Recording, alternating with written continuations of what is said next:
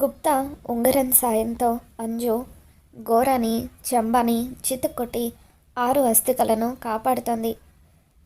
దెబ్బలు తాళలేక ఘోర అంజుకి దండం పెడుతూ దయచేసి నన్ను ఏమీ చేయొద్దు, అస్థికలు ఇచ్చేస్తాను అంటూ తన దగ్గరున్న అస్థికలను అంజు చేతిలో పెట్టేస్తాడు. దాంతో ముగ్గురు పిల్లలు కూడా అంజుకి వచ్చిన శక్తులను చూసి షాక్ అవుతూ ఉంటారు. బాలిక, నీ పిల్ల పిచ్చుక అస్థికలు తీసేసుకుంది కదా, ఇక నా అంగుళికము నేను తీసేసుకుంటా అంటూ గుప్తా మంత్రంతో అంజు వేలుకున్న ఉంగరాన్ని తీసేసుకుంటాడు. ఆ తర్వాత ముగ్గురు పిల్లలు, అంజు అసలు నువ్వు చేసిన ఫైట్ చూస్తూ ఉంటే సినిమాల్లో చేసినట్టుగా అనిపిస్తుంది, నీకు ఇంత బలం ఇన్ని శక్తులు ఎక్కడి నుండి వచ్చాయని చెప్పి అడుగుతూ ఉంటే అప్పుడు అంజు, ఏంటి నేను ఫైట్ చేశానా, అసలు జరిగింది ఇప్పటి వరకు నాకు ఏది కూడా గుర్తులేదు, నాకు తెలిసి అమ్మి తన అస్థికలు కాపాడటం కోసం అని చెప్పి నాకు ఆ శక్తుల్ని ప్రసాదించిందేమో అని చెప్పి అంజు అంటూ ఉంటుంది. అంజు, త్వరగా వెళ్దాం పద, అక్కడ డాడ్ అమ్మ అస్థికలు అనుకొని నకిలీ అస్థికలను నదిలో కలుపుతున్నారు అని చెప్పి అంటూ ఉంటే వెళ్దాం పదండి అని చెప్పి అంజు కూడా ఆ అస్థికలు తీసుకొని అమర్ వాళ్ళ దగ్గరికి వస్తుంది. ఇకప్పుడు అమర్ అస్థికల్ని నదిలో కలుపుతూ ఉండగా, ఒక్క నిమిషం డాడ్, అమ్మ అస్థికలు అవి కావు ఇవి అని చెప్పి అంజు అమర్ చేతిలో అసలైన అస్థికలను పెడుతుంది. మరి ఇవెక్కడి నుండి వచ్చాయని చెప్పి అమర్ అడుగుతూ ఉంటాడు. అక్కడే ఉన్న మంగళ టెన్షన్ పడిపోతూ ఉంటుంది. అమ్మో, ఇప్పుడు కానీ ఆ పని నేనే చేశానన్న నిజం ఈ అమరేంద్రకు తెలిస్తే ఇక్కడికిక్కడే నన్ను చంపేస్తాడు, ఈ పిల్ల పిశాచులకు కూడా ఆ అస్థికలు నేనే దొంగిలించానని తెలిసిపోయిందో ఏంటో అని టెన్షన్ పడిపోతూ ఉంటుంది. మంగళ టెన్షన్ పడుతూ ఉండడం మనోహరి గమనిస్తుంది. ఏయ్, ఆ అస్థికలు మారిపోయాయని నువ్వెందుకు టెన్షన్ పడుతున్నావు, అంటే నిన్న అంతా కూడా నువ్వు సంచి పట్టుకొని తిరిగావు, ఈ పని చేసింది నువ్వే అన్నమాట. ఆ 6 ఎప్పుడెప్పుడు పైకి వెళ్ళిపోతుందా, దాని పీడ విరగడైపోతుందా, బాగీని కూడా లేపేసి నేను అమర్ పక్కన సెటిల్ అయిపోదామని ప్లాన్ చేస్తూ ఉంటే నువ్వు అది పైలోకానికి వెళ్ళిపోకుండా అడ్డుపడడం కోసం అని చెప్పి అస్థికలను కాజేస్తావా అని చెప్పి మనోహరి చంపేస్తానంటూ మంగళని బెదిరిస్తూ ఉంటుంది. డబ్బు కోసం ఇదంతా చేశాను, నా అవసరం అటువంటిది, నీకు తెలుసు కదా మనోహరి అని చెప్పి మంగళ అంటూ ఉంటుంది. నీ సంగతి ఇప్పుడు కాదు, తర్వాత చెప్తానని చెప్పి మనోహరి అంటూ ఉంటే అప్పుడు అమర్ 6 అస్థికలను చేత్తో పట్టుకొని, అసలు అస్థికలు ఎవరు మార్చాలని చూసుంటారా అని చెప్పి ఆలోచిస్తూ ఉంటే అప్పుడు రామ్మూర్తి, అల్లుడు గారు ఆ విషయాలన్నీ తర్వాత ఆలోచించవచ్చు, మళ్ళీ అమృత గడియలు వెళ్ళిపోతాయి, మంచి గడియల్లో అస్థికలను నిమజ్జనం చేస్తే మంచిది కదా అని చెప్పి అంటూ ఉంటే అప్పుడు అమర్ 6తో తనకున్న జ్ఞాపకాలను చివరిసారిగా గుర్తు చేసుకొని ఎంతగానో ఎమోషనల్ అవుతూ అస్థికలను నదిలో కలుపుతూ ఉంటే 6 కూడా అక్కడే నిలబడి చాలా ఎమోషనల్గా అమర్ వైపు, బాగీ వైపు, తన పిల్లల వైపు ఆఖరిసారి చూసుకుంటూ గుప్తాతో, గుప్తా గారు చాలా థ్యాంక్స్ గుప్తా గారు, నేను ఈ భూలోకంలో ఉన్నన్ని రోజులు అనుక్షణం కూడా నన్ను కాపాడుతూ ఒక అన్నయ్యలాగా నాకు మీరు ఎంతో సపోర్ట్నిచ్చారు, ఇప్పుడు కూడా నేను ఆత్మగా ఈ లోకం విడిచి మళ్ళీ పునర్జన్మ పొందే అవకాశాన్ని కూడా కల్పించారు, మీకు ఎలా కృతజ్ఞతలు తెలపాలో కూడా నాకు అర్థం కావడం లేదు అని చెప్పి 6 అంటూ ఉంటుంది. దాంతో గుప్తా, అదంతా కూడా నీ మంచితనం వల్లే జరుగుతుంది బాలిక, నీ ప్రాణాలు తీసిన స్నేహితురాలు నీ పక్కనే ఉన్నా కూడా తనకు ఏమాత్రం హాని తలపెట్టాలని చూడలేదు, చివరకు నీ అతి మంచితనంతో తన ప్రాణాలు కూడా ఎన్నోసార్లు నువ్వు కాపాడావో, అంతటి మంచితనం ఉండబట్టే, అంత పుణ్యం నువ్వు చేసుకోబట్టే ఎవరికి దొరకని ఆ అదృష్టం నీకు లభించింది, మళ్ళీ నీ కుటుంబంలోనే నువ్వు బిడ్డగా జన్మించే అవకాశం, పునర్జన్మను పొందే అవకాశం ఆ జగన్నాథుడు నీకు ప్రసాదించాడని చెప్పి గుప్తా అంటూ ఉంటే 6 ఎంతగానో ఎమోషనల్ అవుతూ ఉంటుంది. బాగీ కూడా 6 వైపు చూసి ఏడుస్తూ ఉంటుంది.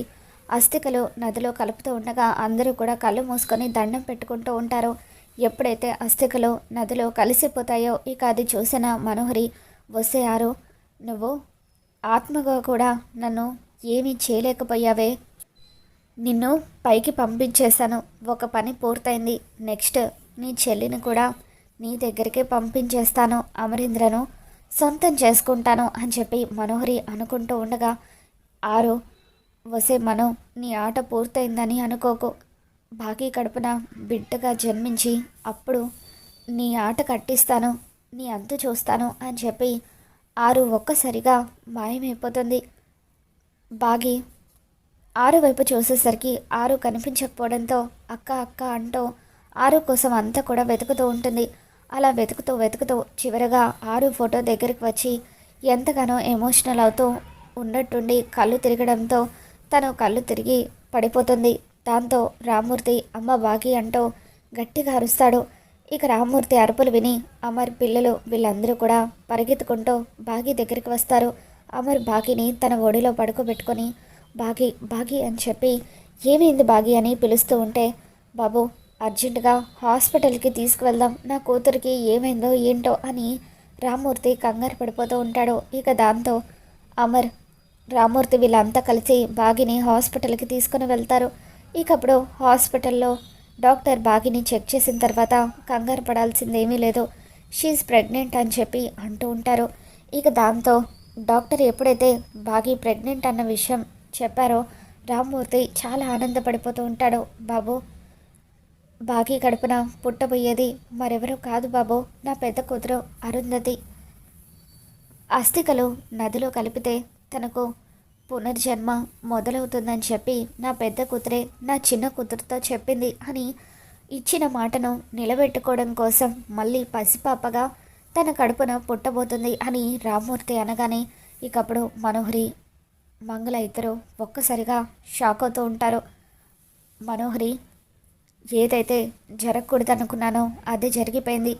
ఇప్పటికే బాగిని అమర్ ఎంతో ప్రేమగా చూసుకుంటున్నాడు. ఇప్పుడు ఇది తల్లి కాబోతుందని తెలిసింది కాబట్టి ఇప్పటి నుండి దాన్ని మరింత ప్రేమగా చూసుకుంటాడు. నో, ఇదంతా చూస్తూ నేను భరించలేను. ఆ ప్రేమ నాకే దక్కాలి, అమరేంద్ర నాకే సొంతం అవ్వాలి అని చెప్పి మనోహరి కోపంతో రగిలిపోతూ ఉంటుంది. మామయ్య గారు, ఏమంటున్నారు మీరు? అరుంధతి బాకీకి మాటివ్వడం ఏంటి అని అమర్ అంటూ ఉంటాడు. ఇక దాంతో రాథోడ్ అమర్తో, అరుంధతి మేడం బాగి మేడంతో మాట్లాడేవారు సార్. ఇన్ని రోజులు పక్కింటక్కలాగా మిస్సమ్మతో మాట్లాడింది మరెవరో కాదు, అరుంధతి మేడమే. తనతో మాట్లాడింది ఆత్మ అన్న విషయం తెలిసిన తర్వాత మిస్సమ్మ ఒక రోజంతా కూడా భయపడిపోయారు. ఆ తర్వాత ఎవరికీ కనిపించని ఆత్మ తనకు మాత్రమే ఎందుకు కనిపిస్తుందని తెలుసుకోవడం మొదలుపెట్టారు. అలా తెలుసుకునే క్రమంలో అరుంధతి మేడం తన సొంత అక్క అన్న నిజం మేడంకి తెలిసింది. ఆ నిజం తెలిసాక ఎంతగానో కుమిలిపోయారు. అలా అరుంధతి మేడంతో మాట్లాడుతున్నప్పుడే మేడం తన అస్థికలను ఈరోజు నిమజ్జనం చేయమని మిస్సమ్మ దగ్గర మాట తీసుకున్నారు. అలా అస్థికలు నిమజ్జనం చేస్తేనే మరుజన్మ మొదలవుతుందని కూడా మేడం మిస్సమ్మకు చెప్పారు సార్ అంటూ రాథోడ్ అంటూ ఉంటే, అవును డాడ్, రాథోడ్ చెప్పేదంతా నిజమే. మిస్సమ్మ లాన్లో ఒంటరిగా మాట్లాడడం ఎన్నోసార్లు మేము కూడా చూసామని చెప్పి పిల్లలు అంటూ ఉంటే తను కూడా బాగిని గమనించిన విషయం అమరు గుర్తు చేసుకుంటాడు. ఇక దాంతో ఆరుని బాగి కడుపున పుట్టబోతుందని చెప్పి అమరు కూడా బలంగా నమ్ముతూ ఎంతగానో ఆనందపడిపోతూ అలా ప్రేమగా బాగీకి ముద్దు పెడతాడు.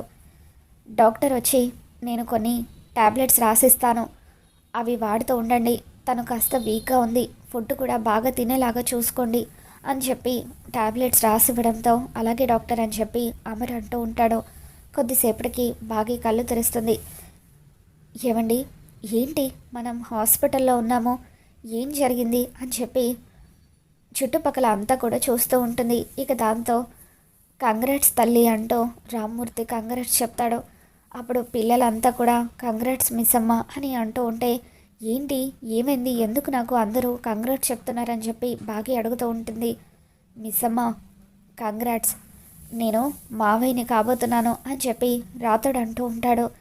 నువ్వు తల్లివి కాబోతున్నావు, మా అరుంధతి మేడమే నీ కడుపున పుట్టబోతుంది అని రాతోడు అనగానే బాగి ఎంతగానో ఆనందపడిపోతూ అలా ప్రేమగా తన పొట్ట నిమిరి చూసుకుంటూ, ఏమండి రాతోడు చెప్పేది నిజమా?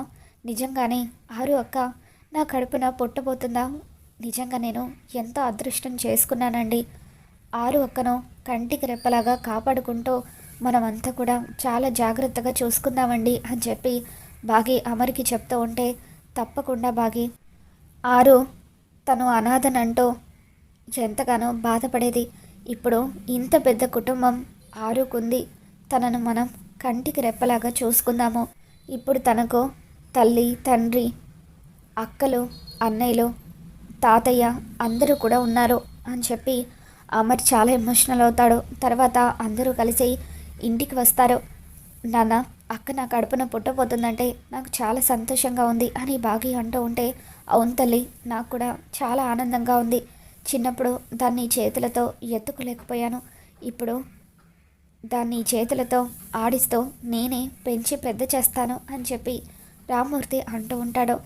మంగళ మనోహరితో, చూసావా మనోహరి, అస్థికలు నదిలో కలపగానే వీళ్ళకు శుభవార్త తెలిసిందని ఎంత ఆనందంగా ఉన్నారో.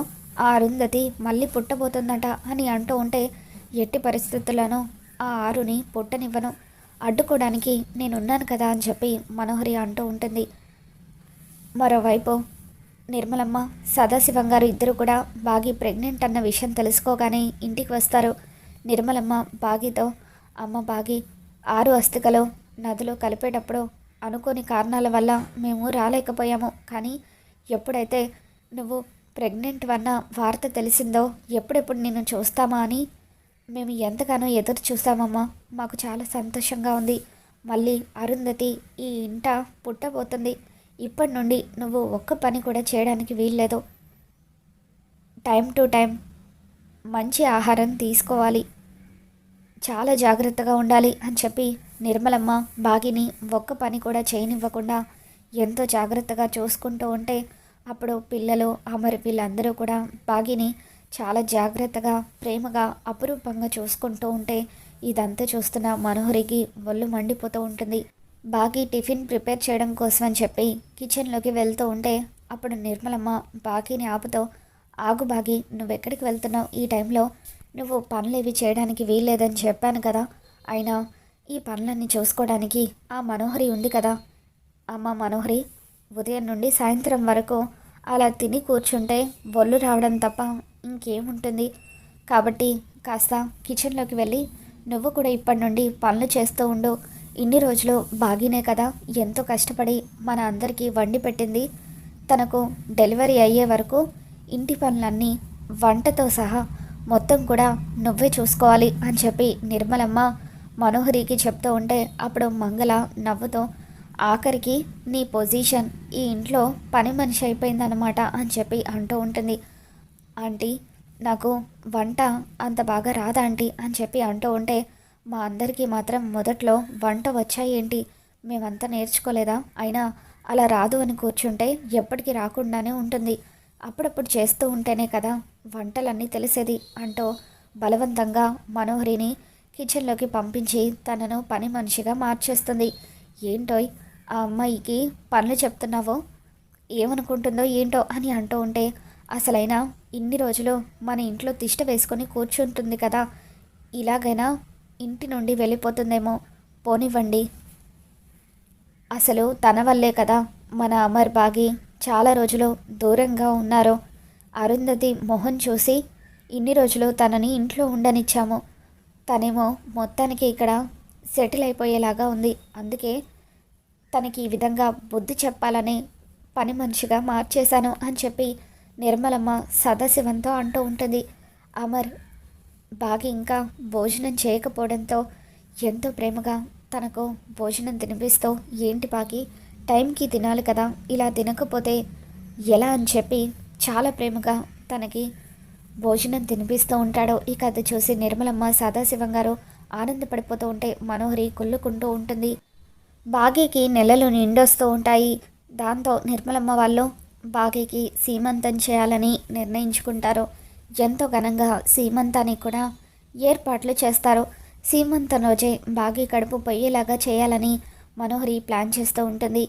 ఇక అప్పుడు యమలోకంలో ఉన్న యమధర్మరాజు గుప్తాతో, గుప్తా, ఆ బాలిక పునర్జన్మ పొందే వరకు ఆ బాలిక బాధ్యత మనదే. కాబట్టి ఆ బాలికకు ఎటువంటి అపాయం రాకుండా భూలోకంలో ఉండి తన పునర్జన్మ మొదలయ్యే వరకు నువ్వే తనను జాగ్రత్తగా చూసుకోవాలి అని గుప్తాని యమధర్మరాజు భూలోకానికి పంపించడంతో మనోహరి బాగిని ఆయిల్ పారబోసి కింద పడేయాలని చూడడంతో గుప్తా తన శక్తులతో మనోహరి ప్లాన్స్ అన్నీ కూడా నాశనం చేస్తూ ఆరుకి సహాయపడుతూ ఉంటాడు. మరి రాబోతున్న ఎపిసోడ్లో ఏం జరగబోతుందో మళ్ళీ మన ఛానల్లో తెలుసుకుందాం. ఈ వీడియో మీకు నచ్చినట్లయితే తప్పకుండా లైక్ చేయండి.